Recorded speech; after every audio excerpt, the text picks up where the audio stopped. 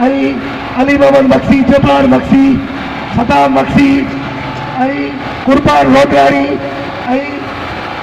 जेके भी दोस्त नौजवान हिननि में भरपूर किरदार अदा कयो आहे। तौफ़ीक़ सोलंकी उन सां गॾोगॾु अली रज़ा लाड़क, साईं राई बख्श आलवानी, हिननि हिकिड़ो भरपूर किरदार अदा कयो। तव्हांखे सॾु ॾिनो इमाम अली नारे जो, सभिनी खे सॾु ॾिनो, उन्हनि जे सॾ ते गॾु थियासीं। असां हितां जे सियासी समाजी माण्हुनि जा शुक्रगुज़ार आहियूं।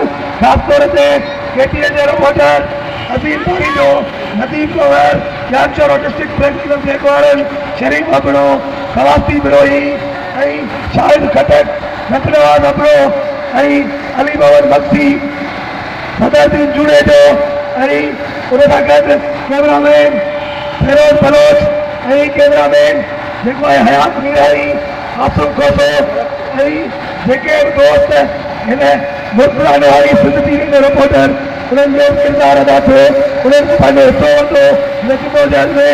उन सां गॾु हितां जो नंढड़नि महसूम ॿारनि, सियासी समाजी मज़हबी अदीबनि, शाइरनि, फनकारनि क़ौमी अॻुवाननि जिन बि असांजे साथ ॾिनो, उन्हनि जी महिरबानी।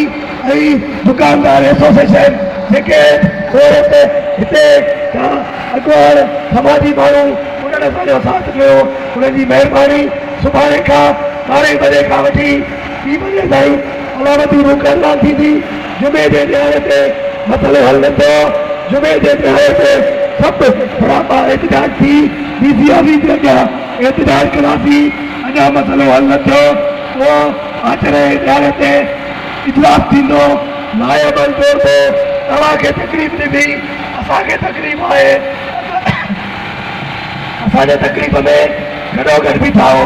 तव्हांजी महिरबानी, तकलीफ़ लाइ गॾु थींदो।